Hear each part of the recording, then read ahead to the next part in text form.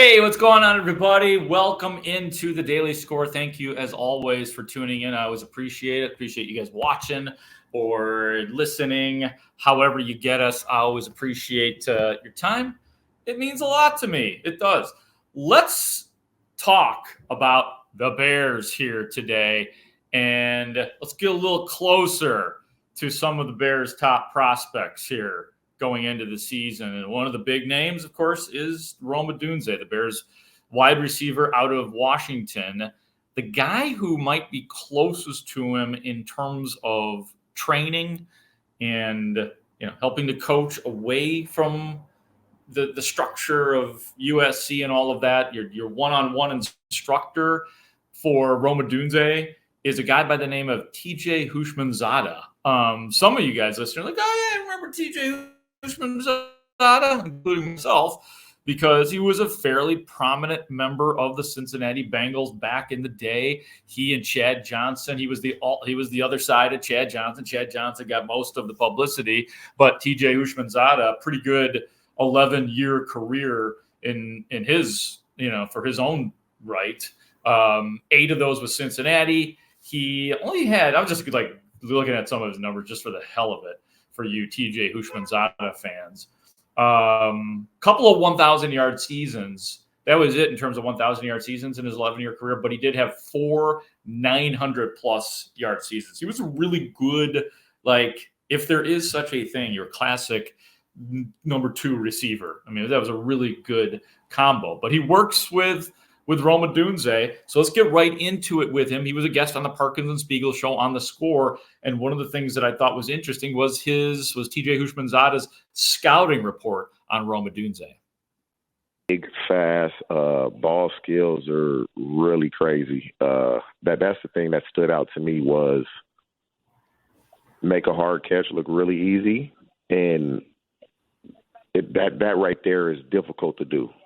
And he makes that look easy, but he's a big dude, man, and he can run 500 meters in high school. Anybody that know anything about track, when you can run that in high school, you can roll, can really drop his weight to be 6'3", and so there's really nothing he can't do. He can a comp. I know people have asked me about that. I don't have a comp because it's very rarely that you see a guy with his size that can run like that can drop their weight and run routes, ball skills. I mean, the ball skills, Chris Henry had ball skills, crazy ball skills. Rome is very similar to that.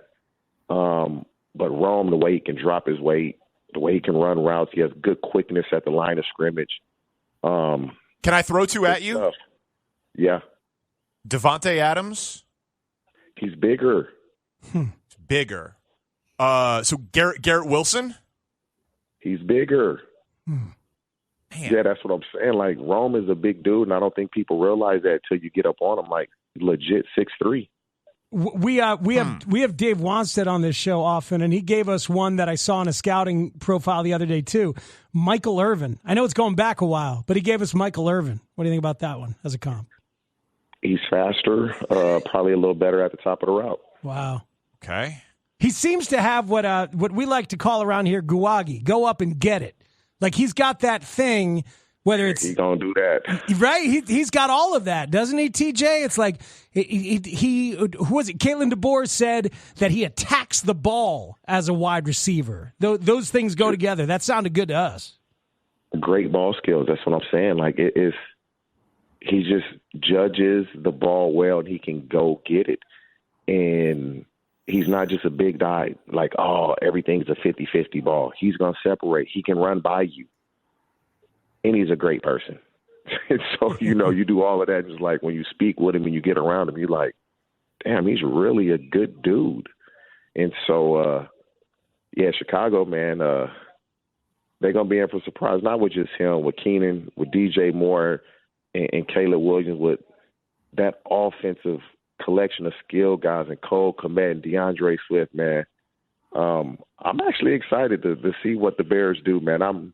I'd be shocked if they don't play extremely well offensively. I'll be shocked. I think at this point, a lot of us will be shocked. I agree with that. The comp thing was pretty hilarious. I kind of got stuck on that with nobody. There is no comp for Rome Odunze. I was hoping Parkins Spiegel would throw like a Jerry Rice in there. No, just a better overall player. Jerry, not, just better. Just better. Randy Moss. What about Randy Moss? No, just better. Stronger. Jumps higher. Sorry. Yeah, Davante Adams, bigger. Garrett Wilson, bigger. Yeah, and I think there was even more comps that they attempted, and none were satisfactory to TJ Houshmandzadeh. So take that for whatever it's worth, that at this point, TJ Houshmandzadeh is thinking that Rome Odunze has a chance to be one of the best wide receivers ever. So good to hear, though. I know that's good, man. Not getting a lot of negative these days, are we? Let's go on to one more cut from TJ Houshmandzadeh, and then we're going to actually get to Caleb Williams's, one of his personal coaches. But the guys wanted to know what TJ Houshmandzadeh's impressions are of Caleb Williams. I like Caleb a ton. I met Caleb through a kid or a guy named John Jackson. John Jackson will be participating in the Bears mini camp next weekend. He's a receiver also, so he just called me. He was like, we're going to be throwing at SC. You think Rome will want to come up here? I said, who's coming? He told me. And I was like, yeah, I'm sure Rome would want to do that. And so when I told Rome was like, hell yeah, when? And so, yeah, John Jackson that's how I met Caleb, is basically through John Jackson. Him and Caleb are like brothers. That's like his best friend. And so I look forward to him also going up to Chicago and finding a way to stick in Chicago on that team one way or another. That's TJ Houshmandzadeh right there. Yeah, John Jackson III, Caleb, as he said, Caleb Williams' best friend. He is going to get a tryout with the Bears, and who knows, maybe, sometimes like you give a player a guy, like back in the day, Bulls fans remember Jack Haley being on the Bulls roster because he was the Dennis Rodman cooler. I remember when I was covering the Cubs and I'd be on their charters and Starlin Castro had guys. I don't think any of them actually played, but since he was young and, impressionable, they allowed him to have like a group of guys. So it happens in sports. Sometimes you do somebody. I believe there was a second Urlacher who always got tryouts with the Bears, Casey Urlacher. So who knows? I mean, that's just where my brain went. Maybe John Jackson's the real deal and he'll make the team because he's good. Or maybe he'll make the team or just be around a lot because Caleb Williams wants it. Yeah, that's another thing that Caleb Williams will accrue, already has accrued a degree of. This man will have a lot of power over the organization, and that is a good thing because the power where it has been in the past has not been good enough. Good stuff from TJ Houshmandzadeh and the Parkins Spiegel Show. The other guy I want you to hear from is Will Hewlett. He does the same thing that TJ Houshmandzadeh does for Rome Odunze. Will Hewlett does for Caleb Williams, and he starts talking about how much of Shane Waldron's offense has Caleb Williams already learned. Have pieces. I don't have the plays. There's a certain level of, and again, it's not one of the things. I could have the plays, and would that really help? Because there's so many other layers that go into having a successful football play work. But we have the basic route concepts in terms of depths and timing, and then how that matches together. And again, there's the NFL is somewhat of a copycat league, right, within the systems that are run. So there's stuff that we were already working on that it was just given a different name, instead of a pivot route, it's a thunder route or whatever the case may be. So you have Shane Waldron terminology. Yes, I have Shane Waldron terminology. Okay. Is he changing his forward foot to be like Shane Waldron, or is he going to stay as a right foot forward guy? So Shane, the conversation I had with Shane was he didn't have a preference on it because Russell Wilson was a right foot up guy.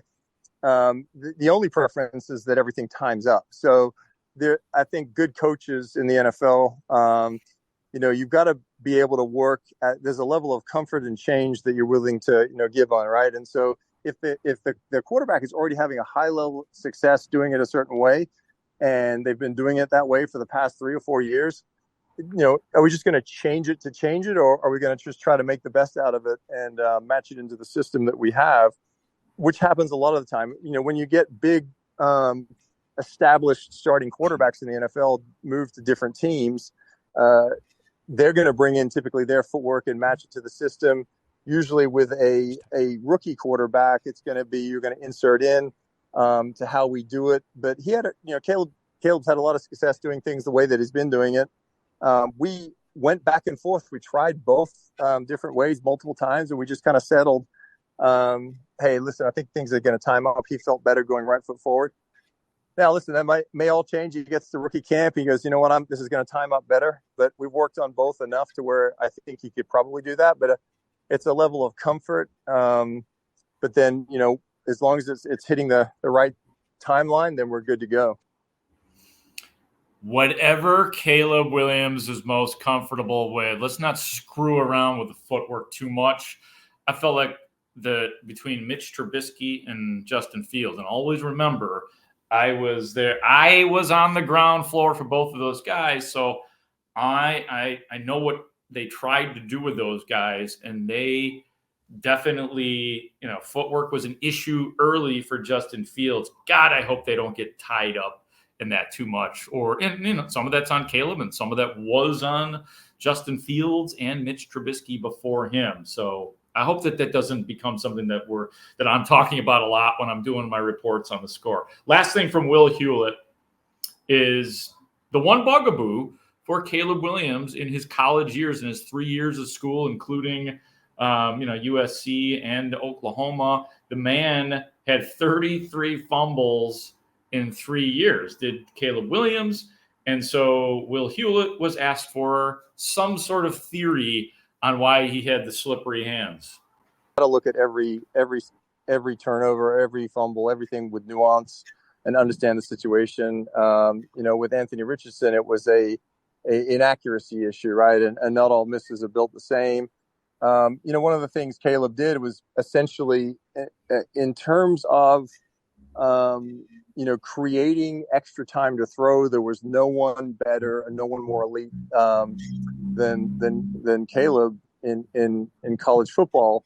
And I think sometimes, and I don't think he would deny it, he's put in a situation where he's got to do maybe a little too much, kind of hero ball, or ball emotion, we kind of say.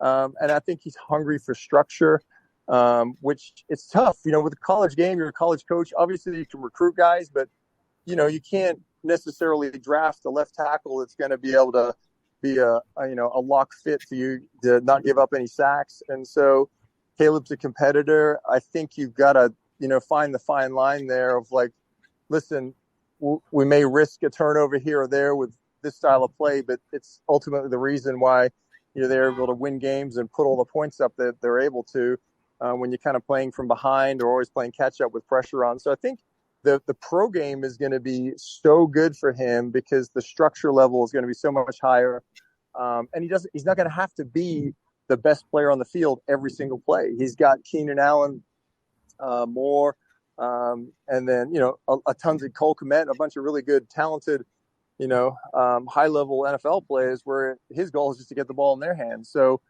the structure of the NFL game will work to his skill sets nicely, and he's ready for that.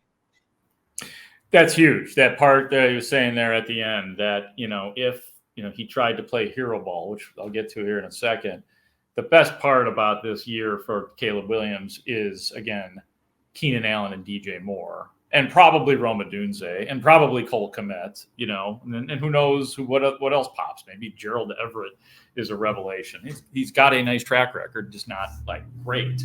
But eventually, or actually, we do want the hero ball's okay. I don't think it's a bad thing. We definitely want to see a quarterback win games for the Chicago Bears. So I don't want to discourage him ever from playing hero ball. And I don't think he will be. He does not seem like the type that would be discouraged from it. So when we talk about structure, that's very important. And he's like, I agree with Alleluia that this ain't college, man. This is a real structure where you have real receivers. two of whom, DJ Moore and Keenan Allen, we know are really good at getting open and being quarterback friendly. I mean, think about it. Justin Fields had a great connection with DJ Moore, and that the two most impressive things that Justin Fields did in his time here was the 2022 superstar, absolutely brilliant running, and then his connection with DJ Moore. So you can see what the difference receivers like that makes, and you already have a pretty good prospect here in Caleb Williams as well. So hero ball, yes, but guess what? Maybe you don't have to do it as often as was indicated right there. That's going to be it for today. Thanks to everybody for watching and listening. Thank you to Ray Diaz for producing the show. I'm Mark Grote, and I will talk to you later.